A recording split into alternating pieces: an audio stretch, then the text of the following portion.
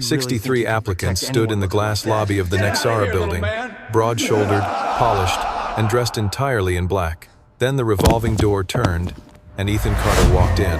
His shirt was wrinkled. His appearance was ordinary. Behind him walked a 6-year-old girl clutching a white stuffed rabbit to her chest. The laughter started immediately. Someone muttered that it looked more like a preschool drop-off than a professional security tryout. Ethan didn't turn around. He gently set his daughter down, smoothed her hair once, and walked onto the training floor. 30 seconds later, Ryan Cole, a 253-pound regional MMA champion, was lying face down on the mat. Nobody laughed after that, not even Victoria Reed. She had stepped close enough to witness everything, and her heart was beating faster than she was prepared to admit. The man they had mocked would soon become the only thing standing between her and everything she was about to lose. That Monday morning had begun like any other at the Nexara building. 42 stories of blue glass rose above the eastern side of the city, housing one of the most quietly influential security technology firms on the East Coast. But the first floor had been transformed into something entirely different. 63 candidates filled the lobby in 2 long rows. Each one had been carefully selected. Each one carried himself with the posture of a man who believed he was the obvious answer to the question being asked. Former police officers, professional fighters, ex-military contractors, men who had spent years being paid to look dangerous and had become exceptionally good at it. The air smelled faintly of ambition and shoe polish. Then the revolving door turned, and Ethan Carter walked in. Marcus Hale crossed the lobby before the registration clerk could even speak. He was 38 years old, broad through the shoulders, and carried the unmistakable confidence of a man who believed he had already won a competition that wasn't over yet. As acting head of security for Nexara Group, Marcus had every reason to feel uneasy about the day's tryouts. He had simply chosen to express that unease through cruelty. Stopping directly in front of Ethan, he positioned himself close enough to emphasize the difference in size. "This isn't a daycare, friend," Marcus said. "The preschool entrance is in the basement." More laughter rippled through the room. Ryan Cole sat in the front row with his arms folded and one leg stretched out as if he owned the floor itself. He gave a slow nod. Ryan weighed 253 pounds and had won 3 regional MMA championships in the last 4 years. He was also the most obvious candidate for the position, and he knew it.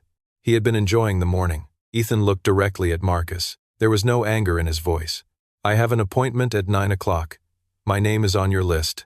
Marcus glanced down at his tablet. Something flickered across his face, a brief tightening, gone almost instantly.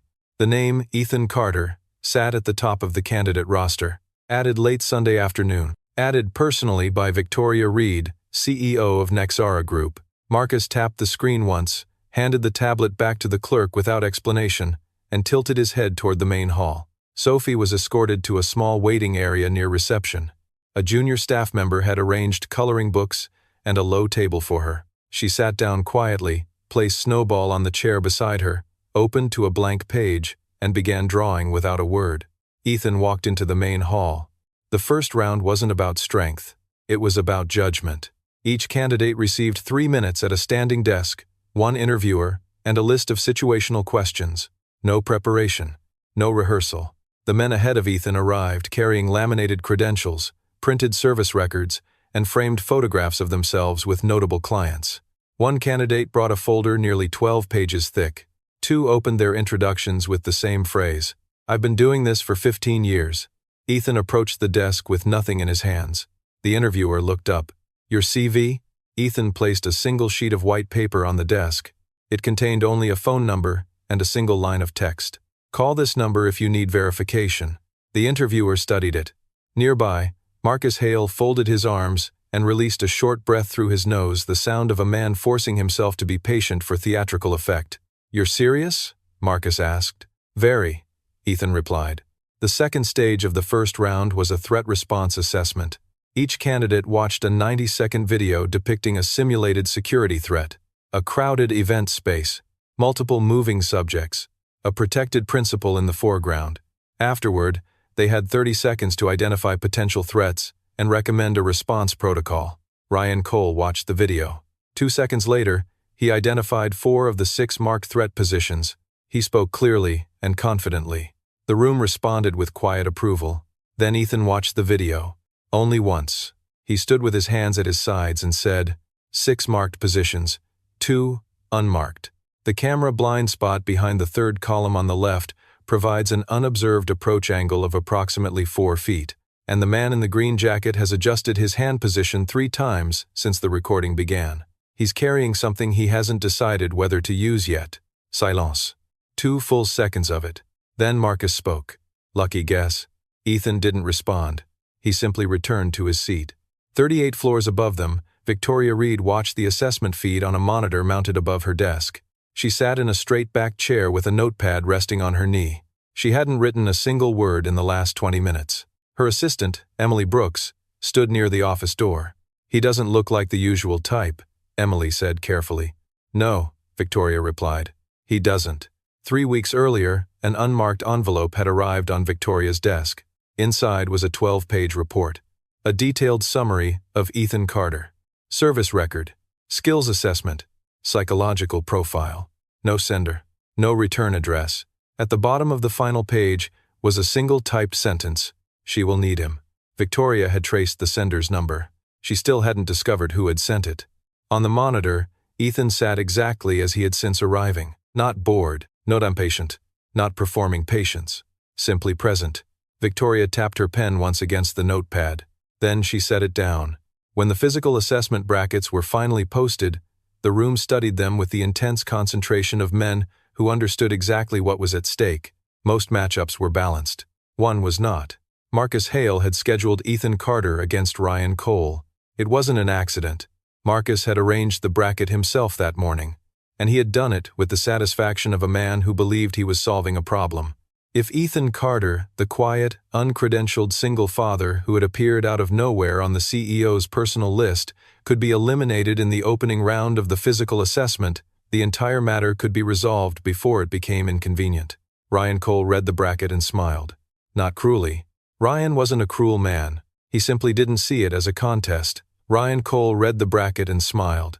Not cruelly. Ryan wasn't cruel by nature. He simply didn't see this as a fight. Around the mat, the other candidates drifted toward the outer edge of the training area. A few pulled out their phones. The mood in the room shifted into something halfway between entertainment and anticipation. They were about to watch the biggest, strongest man in the competition erase an unexpected problem. Then everything would make sense again. Upstairs, Emily Brooks leaned closer to the monitor. "Victoria, they've matched him against Cole." Victoria was already on her feet. She straightened her jacket, walked toward the door. "You're going down there?" Emily asked. "The screen is too small," Victoria replied. And with that, she stepped into the hallway. She arrived at the entrance to the training floor without an announcement, without advance notice, and without an escort beyond Emily, who followed silently 3 steps behind. The instant Victoria appeared in the doorway, the atmosphere changed. The tension of competitors sizing each other up vanished. A different kind of attention took its place. Spines straightened. Conversations died mid-sentence. Marcus Hale immediately moved toward her. "Miss Reed, there's really no need." "Continue," Victoria said, looking past him toward the mat. She didn't look at Ryan. She had already evaluated Ryan. He was exactly what he appeared to be. Powerful. Experienced. Entirely predictable. Instead, she looked at Ethan. He was crouched near the edge of the mat, retying the lace on his left shoe. He wasn't looking at Ryan.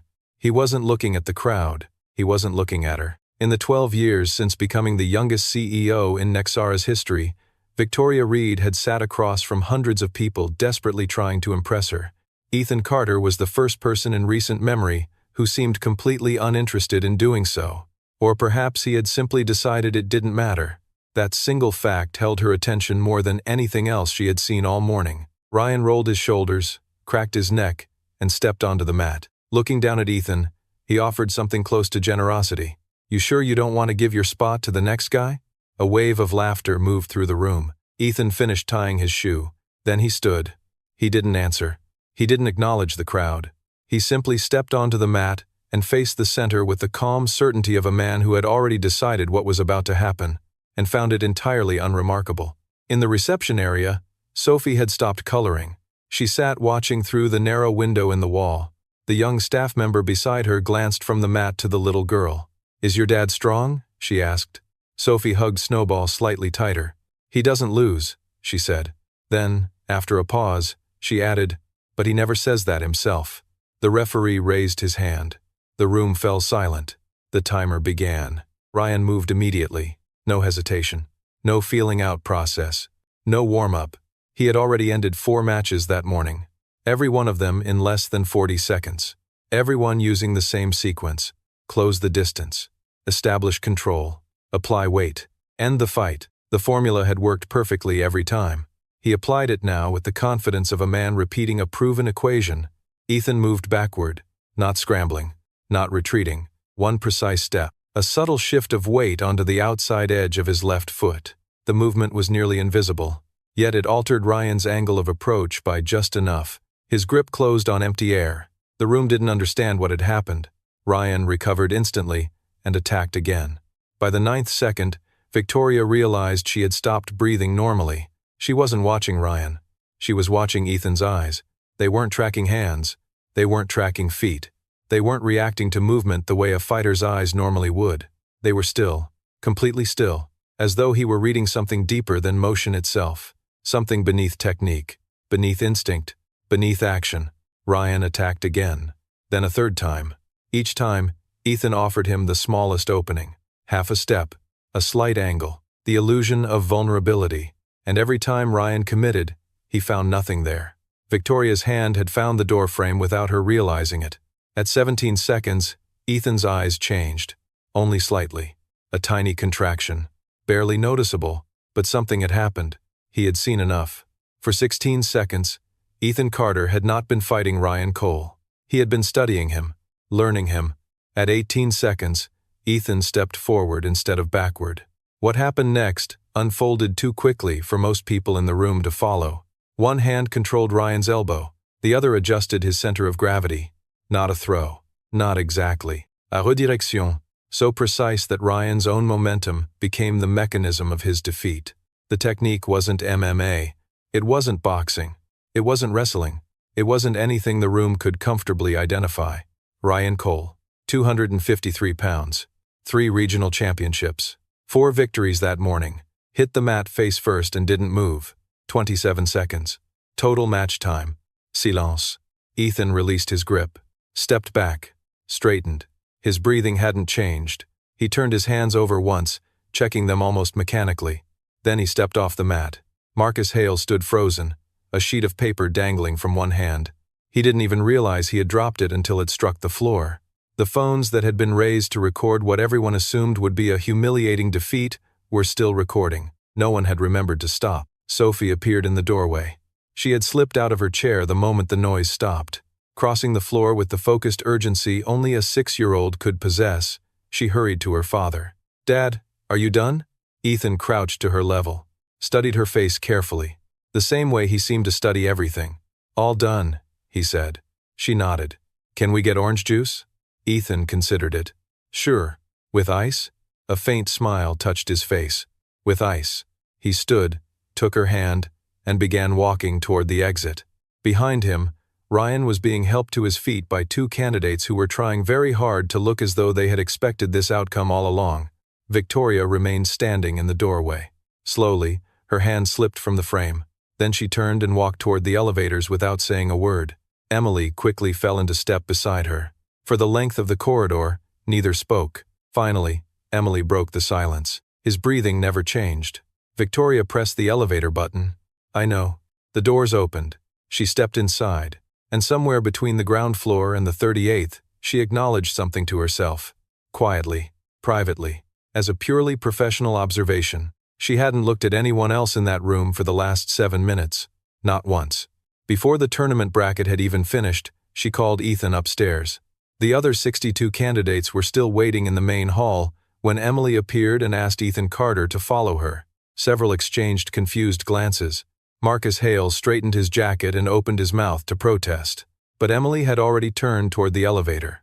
Ethan was already following, and Sophie was walking beside him with Snowball tucked under one arm. No one had asked for permission. The 38th floor was quiet in the way expensive places are quiet, not silent.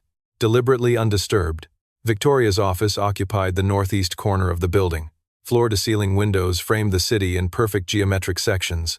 Books were arranged by spine color. Her desk held exactly 3 items. A monitor, A notepad.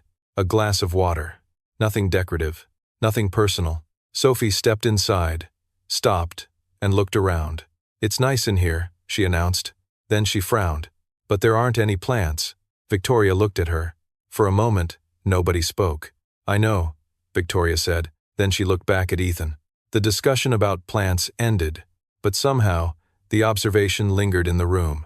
Victoria slid a folder across the desk. "Sit down." Ethan sat. Sophie climbed into the chair beside him, removed a small notebook from her coat pocket, and immediately began drawing.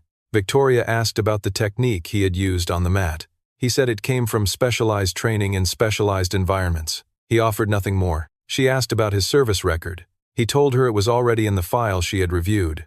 She asked who had sent the 12-page report containing his name. For 2 seconds, something shifted behind Ethan's eyes. Recognition. Calculation. Then, stillness. "I don't know," he said. Victoria watched him carefully. He was telling the truth. That bothered her more than any lie would have. "What salary are you asking for?" she asked. Ethan gave her a number.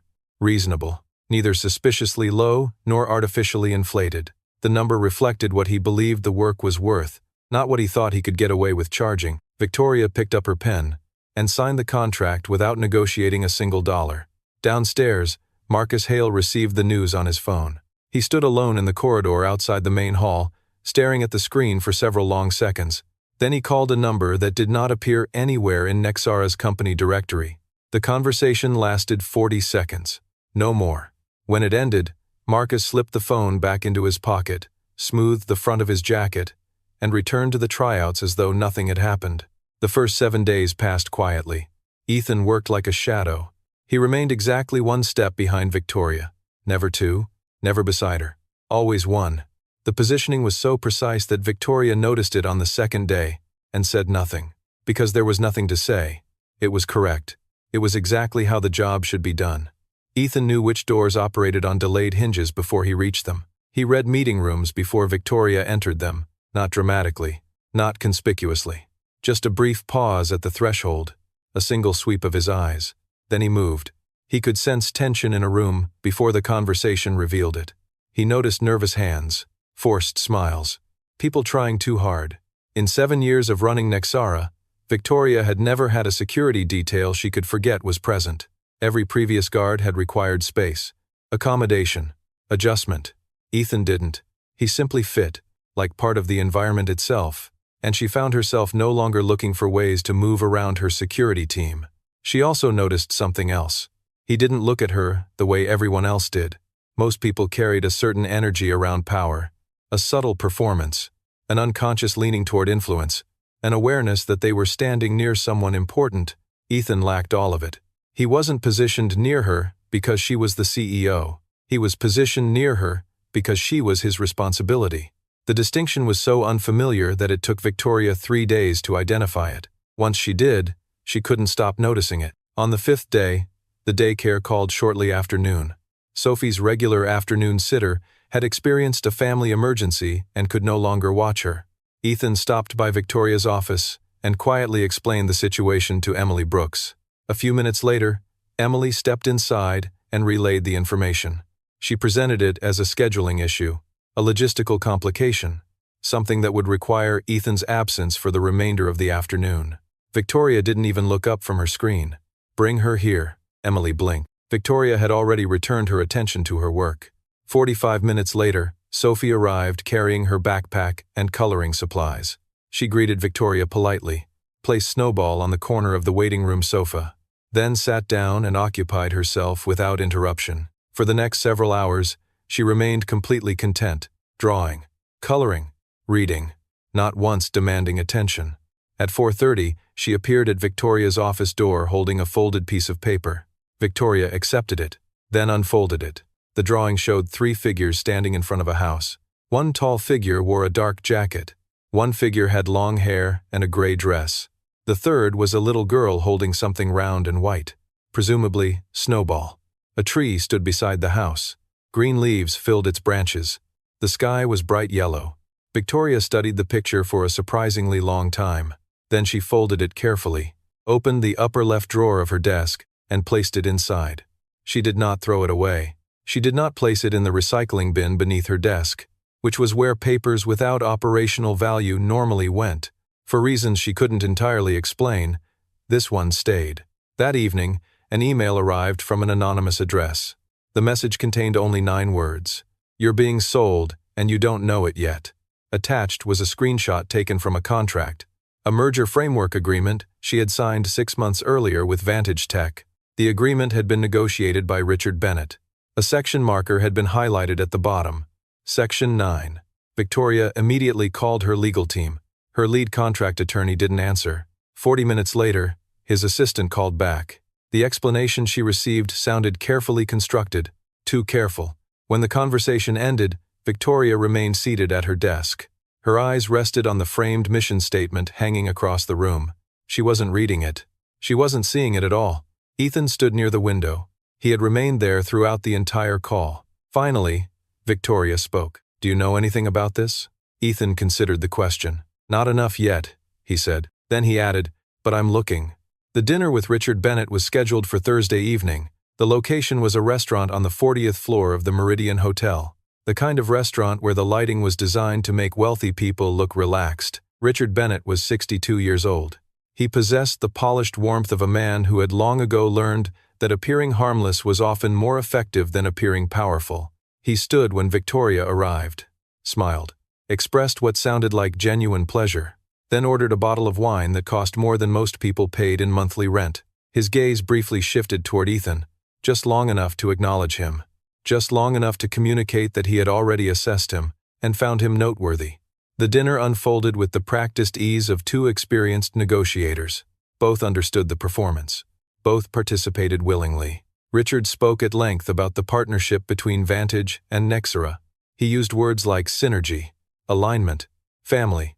He referenced 3 of Victoria's major initiatives by name, demonstrating that he had done his homework. Then, midway through the main course, he casually delivered the sentence that changed everything. The 4th quarter benchmarks will naturally become the point of alignment, given Section 9. Victoria slowly set down her fork. Her face remained calm, controlled, professional. Inside, however, something dropped and kept falling. "Of course," she said. Richard smiled. The smile of a man who believed the outcome had already been decided. "I want to be clear, Victoria," he said. "I'm not your adversary. A pause. I'm simply pragmatic." Victoria met his gaze. "I appreciate the clarity, Richard." After dinner, Ethan drove. The city passed beyond the windows in streaks of white and amber light. Neither of them spoke for nearly 20 minutes. Then Victoria broke the silence. "Did you read the merger contract before taking this job?" "First morning," Ethan replied. She turned toward him. "Which sections?" "Section 9, Section 14, Appendix C." Silence settled between them again. Victoria watched his reflection in the rearview mirror. "Why would you read my contracts?" Ethan kept his eyes on the road. "I can't protect you if I don't understand the ground you're standing on." Victoria stared at him. For a moment, she forgot to answer. His jaw carried a faint line of tension, a tension she hadn't noticed during dinner, which meant he had been performing calm all evening, the same way she had, and somehow she hadn't realized it until now. The awareness settled somewhere deep inside her chest and stayed there. 3 nights later, Ethan discovered something unusual. During a routine end-of-day review, he found an 11-minute gap in the security recordings from Nexera's underground parking level. No footage, no malfunction report, no error code, just absence, which should have been impossible. The only way such a gap could exist was if someone with advanced access had deliberately created it. Ethan didn't report it immediately. Instead, he copied the logs, closed the original file, and sat alone in the security office studying those missing 11 minutes. For 4 years, he had served in a Delta Force unit specializing in internal compromise investigations, threats from within, betrayals hidden inside trusted structures. He knew what the early architecture of deception looked like, and he was looking at it now. Marcus Hale had access to the camera network. Marcus Hale possessed a private contact number that had nothing to do with Nexera, and Marcus Hale had been inside the building during those missing 11 minutes. Ethan closed his laptop, then quietly began building a different kind of file. One no one else knew existed. The conversation about Olivia happened on the 12th night. Sophie had started coughing around 3 in the afternoon. Nothing alarming, nothing that would normally cause concern. But by 6 o'clock, she had developed a mild fever and carried the determined expression of a child trying very hard not to admit she felt sick. At 6:15 p.m., Ethan stopped by Victoria's office. With the same economy of words that defined nearly everything he did, he asked if he could leave at 7 instead of 8. Victoria listened, then stood and reached for her coat. Ethan looked at her. "You don't need to." "I know," she replied. His apartment occupied the 14th floor of a building 12 blocks north of downtown. It was small, clean, efficient. Nothing existed there without a purpose, except for one corner of the living room. That belonged entirely to Sophie. Drawings covered the wall in overlapping layers. Bright books were stacked in columns organized by height. A basket overflowed with stuffed animals arranged in a system that appeared chaotic to outsiders but undoubtedly made perfect sense to Sophie. Victoria sat beside the little girl on her bed while Ethan disappeared into the kitchen to make soup. Sophie studied her carefully from beneath a blanket.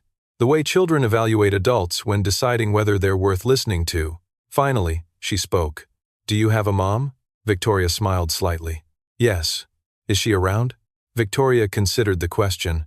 "She's busy. We don't see each other very often." Sophie thought about that. Seriously, like a judge reviewing new evidence. "My dad is busy too," she said. Then she shrugged. "But he's always here." Victoria didn't immediately answer, because there wasn't much she could add to that. Later, after Sophie had fallen asleep and the soup bowls had been washed, Victoria and Ethan sat at the kitchen table. 2 cups of tea rested between them. Outside, city lights reflected against the window glass. Inside, the apartment settled into its evening silence. For several minutes neither spoke. Then Victoria asked the question. What happened to Sophie's mother? Ethan remained quiet long enough that she wondered whether she had crossed a line. Finally, he turned his cup once in his hands, then answered, "Her name was Olivia." Victoria waited. "She died in a car accident 3 years ago." The words were simple, direct, unadorned, as though he were reporting a fact rather than describing the worst day of his life. Sophie was 3. He paused. "I was overseas when the call came." Victoria remained silent. Ethan continued. "I was on a transport home within 6 hours. Another pause. I left active service 60 days later." He looked down at the tea, "And I never went back." That was all. No dramatic pause. No invitation for sympathy. No attempt to make the story larger than it already was. Just truth, delivered plainly. Victoria sat quietly for a moment, then asked a different question. "Is that why you always stay exactly 1 step behind me?" Ethan looked up. For the first time since she had known him, the expression on his face changed. Not completely, but enough. The professional mask remained, yet something older appeared behind it, something wounded, something unguarded. He didn't answer, but he didn't look away either, and somehow that felt like an answer. The next morning, Victoria made a call, not to her legal team, not to Nexara's internal investigators, to someone else, someone she had hired privately, someone no one inside the company knew existed. She gave him a single item, the phone number Ethan had originally provided on that lone sheet of white paper. The results came back before lunchtime. Victoria sat alone in her office reading the report. The number belonged to a retired brigadier general named Thomas Grant, a decorated officer who had commanded Ethan's unit during the final years of his military service. And according to the investigator, Thomas Grant was the person who had sent the anonymous 12-page dossier. Victoria read the report twice, then a third time, because one detail refused to leave her mind. Thomas Grant already knew about Richard Bennett. Not recently, not accidentally. He had known for a long time, long before she had, long before the anonymous email, long before Section 9, long before any of this. Victoria leaned back in her chair, stared at the ceiling, and for several seconds simply sat there, thinking, reconstructing, recalculating, one realization after another sliding into place. The legal delays, the pressure from Vantage, the anonymous warning, the dossier, the timing, the recruitment, the contract, the dinner, every piece fit together too neatly to be coincidence. At last, she spoke aloud. Though no one else was there to hear it, "I've been surrounded." The words sounded strange in the empty office. She swallowed, then finished the thought, "And I never saw it." Across the city, Ethan was reviewing security reports, unaware of the exact conclusion Victoria had just reached, but he had arrived at one of his own. The 11-minute gap in the surveillance footage wasn't an isolated incident. It was the beginning of something. And beginnings, in his experience, were often more dangerous than endings. Because beginnings revealed intent. Endings only revealed consequences. So he kept digging, quietly, methodically, building a timeline, tracking access logs, reviewing visitor records, studying employee movement patterns. The deeper he looked, the more one name continued appearing where it shouldn't. Marcus Hale. Again, and again, and again. Not enough evidence for an accusation, but enough for concern, enough for preparation. And Ethan Carter had spent most of his adult life learning that preparation was often the difference between surviving a threat and becoming one of its casualties. Meanwhile, Victoria found herself thinking about something entirely unrelated to corporate sabotage. A small apartment, a little girl with a fever, a wall covered in drawings, and a man who had rebuilt his entire life around keeping one promise: being there, no matter what. The thought stayed with her longer than she expected, longer than was practical, longer than was useful, and that bothered her almost as much as everything else. Because Victoria Reed was very good at identifying risks, she was far less experienced at identifying attachments, and she was beginning to suspect there might be a difference. A dangerous one. The emergency shareholder session was scheduled for Tuesday morning. Officially, it was a routine review, a quarterly evaluation, a discussion about performance metrics and strategic alignment. At least, that was the explanation Richard Bennett provided. Ethan didn't believe it for a second. For 11 days, he had been quietly tracking unusual activity inside Nexara. Patterns, anomalies, small inconsistencies that meant nothing individually, but together formed a picture, and the picture was becoming increasingly clear. 48 hours before the shareholder meeting, 2 service elevators were accessed after business hours.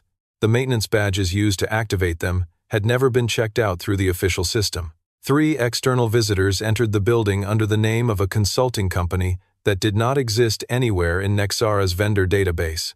Then came the final warning sign. On Monday evening, the motion sensors outside the 38th floor executive corridor registered a 6-second anomaly. Presence detected, then suddenly not detected. Not because the sensors had failed, because they had been overridden. Someone with internal access had manipulated the system. Someone who knew exactly how Nexara worked. Ethan sat in the security office long after midnight, building the timeline piece by piece. When he finally leaned back in his chair, the picture was complete. Someone intended to access Nexara's central server during the shareholder meeting. The timing was perfect. Every executive, every board member, every decision maker, all gathered in a single room, focused on a single issue, looking in a single direction. Meanwhile, the company's most valuable asset would be vulnerable. The server contained confidential information from more than 900 corporate clients. In the wrong hands, that data was worth more than the merger itself. Ethan checked the time. 40 minutes remained before the meeting began. 40 minutes to stop something that had probably been planned for months. He moved immediately. Not running, not drawing attention, just moving with the quiet efficiency of a man who had already chosen a course of action. He cleared the lower floors, verified boardroom security, positioned Emily Brooks beside Victoria, then headed toward the executive levels through the rear fire stairwell. By the time he reached the 38th floor, they were already there. 4 men. Professional, disciplined, moving toward the server room with the confidence of people who had been assured the floor would be empty. Unfortunately for them, it wasn't. The first man noticed Ethan too late.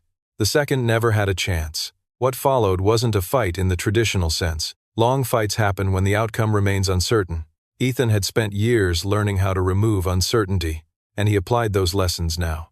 Quickly, efficiently, without wasted motion, the first 2 intruders were controlled and immobilized before the third fully understood what was happening. The third attacked from the left. Ethan had anticipated the angle before the man moved. He had already read the team's formation, already identified their roles, already calculated their likely reactions. The fourth man was the largest, the strongest, the most dangerous. He lasted 11 seconds. No more. 4 men. Neutralized.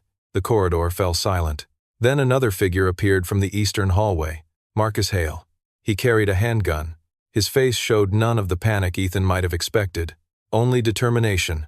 The calm expression of a man who had finally reached the moment he had been preparing for. Marcus stopped 20 feet away. "I need 15 minutes, he said. His voice was steady. "Stand down, and nobody gets hurt." Ethan looked at him. His left shoulder ached from a blow sustained during the fight. Nothing serious. Nothing worth thinking about. He filed the information away and moved on. I don't have 15 minutes. Marcus tightened his grip on the weapon. The confrontation lasted less than either man expected. Marcus was capable, skilled, committed, but he was operating according to the logic of intimidation. Ethan was operating according to necessity, and necessity possesses certain advantages, particularly in confined spaces. The moment Marcus hesitated, the outcome became inevitable. 2 minutes later, the building's security team burst through the fire stairwell entrance. They found Marcus seated against the wall, disarmed, restrained, defeated. The expression on his face wasn't anger. It wasn't fear. It was disappointment. The disappointment of a man who had gambled everything on a single outcome and watched it disappear. Downstairs, the shareholder meeting was already underway. Victoria Reed sat at the head of the table. 31 shareholders surrounded her. Richard Bennett sat directly across from her. Victoria had received Ethan's update through an earpiece 60 seconds earlier. She had processed the information, adjusted her strategy, and returned her expression to perfect neutrality. Richard continued speaking, confident, relaxed, certain of victory. Victoria allowed him to finish. Then she folded her hands on the table. This meeting will need to be postponed. The room immediately fell silent. Richard blinked. What? The reasons will be explained by law enforcement within the next few minutes. Murmurs spread throughout the room. Victoria continued before anyone could interrupt. There is another matter. Her eyes locked onto Richard. For the first time in weeks, she stopped pretending. Section 9 will be formally contested under Clause 22B. Richard's smile disappeared. Victoria continued. The clause allows nullification in cases involving documented partner fraud. Nobody moved. Nobody spoke. The room became perfectly still. I have the documentation. For the first time all morning, Richard Bennett looked uncertain. Victoria watched the reaction, then delivered the final blow. I've been building the case file for 8 days. That wasn't entirely true. Ethan had helped build it. Thomas Grant had helped build it. The anonymous warning had helped build it. But Richard didn't need to know any of that. What mattered was the result, and the result was simple. The merger was collapsing. His plan was collapsing. Everything he had spent months arranging was collapsing. Outside the boardroom, police sirens began to echo through the streets below. Victoria heard them. So did Richard. Neither looked away from the other. For a long moment, nobody spoke. Then Victoria leaned back in her chair. For the first time since this began, she felt something unfamiliar. Not relief. Not yet. But possibility. The possibility that they might actually survive this. And unexpectedly, the first person who came to mind wasn't a lawyer, or an executive, or a board member. It was Ethan Carter. The man everyone had laughed at when he walked through the front door. The man who had seen the threat long before anyone else. The man who had quietly become the difference between losing everything and keeping it. Upstairs, Ethan stood alone in the executive corridor. Police officers were already taking statements. The 4 intruders had been secured. Marcus Hale was in custody. The crisis was ending, at least the visible part of it. But Ethan knew better than most people. The visible part of a threat is rarely the most dangerous. It's what remains hidden that matters. And something told him the story wasn't over yet. The hospital was not where Ethan Carter had planned to spend his Tuesday night. He declined the first ambulance with the same quiet determination he applied to most things he didn't consider necessary. Victoria Reed met him in the lobby of the Nexera building, while police officers were still processing the scene. She took one look at his shoulder, then at the torn sleeve of his shirt, and made a decision. I'm driving. Ethan opened his mouth. Victoria raised her car keys. The discussion ended there. At the emergency intake desk, she provided his name and insurance information from memory. Ethan noticed. The intake nurse noticed too. She looked from Victoria to Ethan and back again with the practiced neutrality of someone who had learned not to make assumptions. Still, the look was there. Neither acknowledged it. In the examination room, they waited nearly 30 minutes before a physician became available. Victoria stood, crossed to a supply cabinet, and returned with gauze. Without asking permission, she began cleaning a cut on Ethan's forearm. Ethan watched her for a moment. You know how to do that? No. Victoria didn't look up, but I learned quickly. A faint silence settled between them. Then Ethan nodded once. As though the answer somehow made perfect sense. 35 minutes later, the door opened. Sophie burst into the room. Snowball was tucked securely beneath one arm. Emily Brooks followed several steps behind. She had called the sitter, received no answer. Then driven across town herself. Sophie crossed the room in 4 quick steps. No hesitation, no uncertainty. Straight to her father. She took his hand, held it, said nothing, but Ethan understood immediately. The drive to the hospital had frightened her, more than she wanted anyone to know. Children often revealed their feelings most clearly through silence. After a moment, Sophie turned toward Victoria. Her expression became thoughtful, careful, serious, the expression she reserved for questions that mattered. "Is Miss Reed the reason Dad got hurt?" The room fell quiet. Emily looked away. Victoria blinked. Ethan answered first. "No." Sophie looked at him. Dad got hurt because he was doing his job. She considered that, evaluated it, then nodded. The explanation was acceptable, but apparently not complete. She turned back toward Victoria, studied her face for several seconds, searching for something. Whatever she found seemed to satisfy her, because her shoulders relaxed. Then she asked a second question, a much more important one. "Can you stay?" Victoria looked surprised. Sophie continued, "I don't want Dad to be alone when he's hurt." Victoria slowly turned toward Ethan. He was staring very intently at the wall above the hospital bed. The concentration he devoted to that section of paint suggested it had suddenly become the most fascinating object in the room. Victoria fought back a smile, then pulled a chair closer and sat down. "Okay." Sophie's answer was immediate. "Good." By 11 o'clock that night, the hospital corridor had grown quiet. Most visitors had gone home. Most conversations had faded away. Sophie had fallen asleep on a waiting room bench against the opposite wall. Her head rested on Victoria's folded jacket.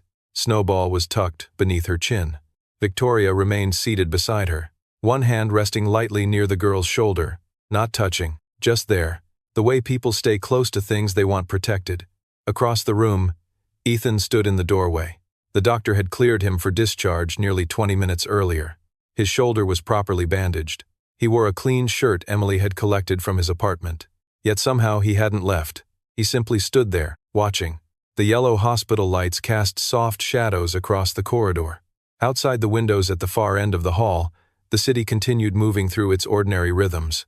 Distant sirens, traffic, the endless hum of a place that never truly stopped. Victoria looked up. Their eyes met. Neither spoke. Words seemed unnecessary. For a long moment, they simply existed in the same silence. Then Ethan crossed the room. He sat on the opposite end of the bench. Sophie rested between them. Snowball occupied the logical center of the arrangement. The little rabbit appeared entirely satisfied with this position. Minutes passed. Eventually, Victoria broke the silence. Sophie changed the drawing. Ethan glanced toward her. "The one she gave me last week." He waited. Victoria smiled faintly. "I left it on my desk." Another pause. "This morning she came into my office before I arrived." "And?" Victoria looked down at Sophie, then back at Ethan. She added something. For the first time that evening, genuine curiosity appeared in his expression. What did she add? "A tree." Ethan waited. Victoria's smile widened just slightly. In front of the house, neither spoke after that. The corridor lights hummed softly overhead. Sophie's breathing remained slow and steady. The breathing of a child completely convinced the world around her was safe, completely convinced the people around her would remain exactly where they belonged. Victoria watched her, then looked toward Ethan. Something had changed. Not dramatically, not all at once, just enough to notice. The walls both of them had spent years building no longer seemed quite as solid. Maybe it was the long night. Maybe it was exhaustion. Maybe it was the realization that some battles couldn't be fought alone. Or maybe it was simply Sophie. Because Sophie possessed a remarkable talent for seeing connections long before adults admitted they existed. Whatever the reason, neither of them moved away. Neither of them seemed eager for the evening to end. Finally, Ethan looked down at the sleeping little girl between them, then back toward Victoria. For a moment, neither spoke. Then something happened. Something small. Something quiet. Something that would have been easy for almost anyone else to miss. The corner of Ethan Carter's mouth lifted. Not much. Just enough. A real smile. The first Victoria had ever seen from him. It lasted only a second. But it changed the entire room. Because some victories aren't measured in contracts, or mergers, or battles won. Some victories are measured in moments. And for the first time in a very long while, Ethan Carter looked like a man who believed there might be something waiting for him beyond survival. something worth building, something worth risking hope for. Outside, the city continued moving through the darkness. Inside, 3 people sat together beneath the soft hospital lights, and although none of them knew exactly what came next, one thing had become unmistakably clear. This was no longer the beginning of a job. It was the beginning of a family. Weeks later, the official investigations were still underway. Law enforcement agencies continued sorting through financial records, communication logs, and the evidence gathered from the attempted server breach. Richard Bennett's position within Vantage Tech had collapsed almost overnight. Marcus Hale faced charges that would likely follow him for the rest of his life. The merger agreement was suspended indefinitely, and for the first time in months, Nexara was no longer fighting for survival. It was simply moving forward. The crisis had ended. The recovery had begun. Victoria Reed stood in her office one Friday evening, looking out across the city. The lights stretched to the horizon. Thousands of lives, thousands of stories, most of them completely unaware of how close Nexara had come to disaster. A soft knock interrupted her thoughts. "Come in." The door opened. Emily Brooks stepped inside. "Board meeting's finished." Victoria nodded. "And?" Emily smiled. The vote was unanimous. For a moment, Victoria simply stood there. Then she laughed softly, not because the victory surprised her, because she finally felt permitted to enjoy it. After everything that had happened, that felt unfamiliar. Emily studied her. "You should go home." Victoria raised an eyebrow. Was that a suggestion or an order? A recommendation? Emily smiled. "From someone who's watched you work 14-hour days for 3 consecutive weeks." Victoria shook her head, but she was still smiling when Emily left. A few minutes later, she gathered her things and headed toward the elevator. On the ground floor, she found Ethan exactly where she expected. Near the entrance, watching, observing, working. Some habits never changed. "You know," Victoria said, "most people leave when the workday ends." Ethan glanced at his watch. The workday ended? Victoria rolled her eyes.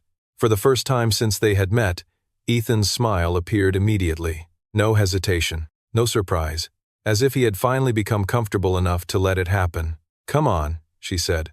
"Where are we going?" Victoria adjusted her coat. "Sophie invited me to dinner." That caught his attention. "Invited?" Victoria reached into her bag and removed a folded piece of paper. A crayon drawing. The latest one. At the center stood 3 figures.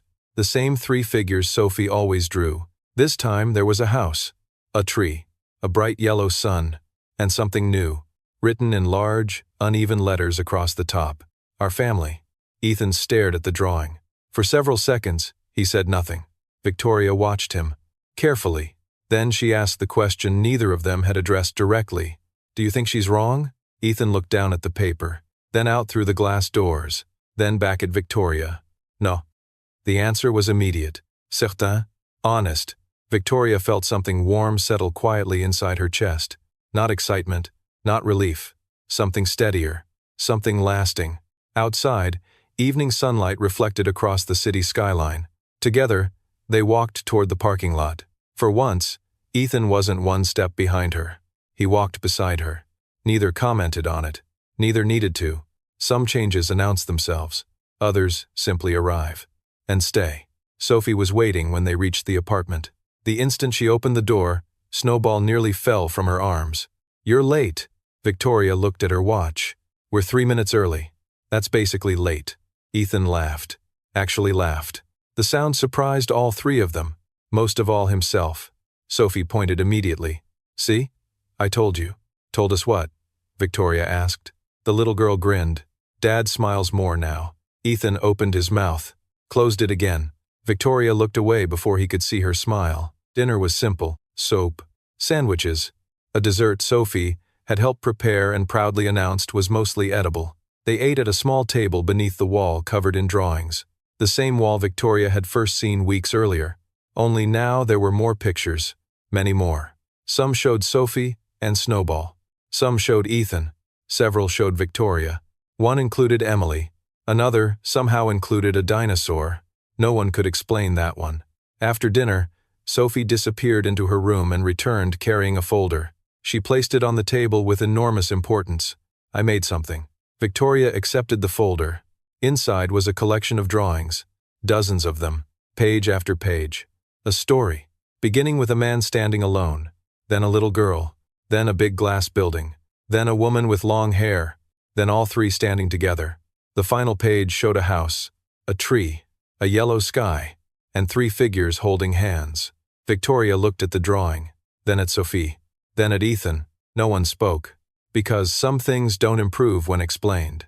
Sophie finally broke the silence. "It's the happy ending," Victoria smiled. "Is it?" Sophie nodded confidently. "Obviously. The certainty only children possess. The certainty adults spend years trying to recover." Outside, night settled across the city.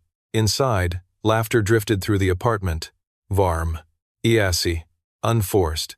The kind of sound that transforms a place into a home. Months earlier, 63 applicants had stood inside a glass lobby convinced they understood strength. They thought strength looked like size, like power, like intimidation. They laughed when Ethan Carter walked through the door with a wrinkled shirt and a 6-year-old daughter holding a stuffed rabbit. They believed they were looking at weakness.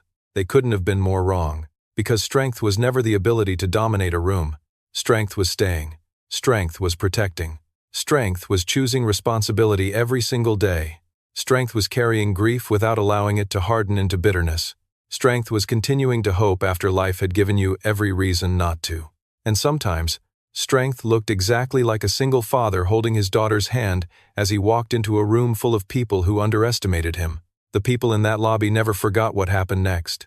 Neither did Victoria Reed. Years later, whenever anyone asked how Ethan Carter came to work for Nexara, she always smiled before answering. Then she told them the truth. He walked in with his daughter. A pause, and everyone laughed.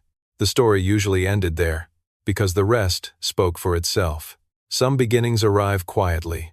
A missed detail, a chance meeting, a little girl carrying a white stuffed rabbit, and sometimes those beginnings change everything. For Ethan, for Victoria, for Sophie, and for the family they never expected to find. The end.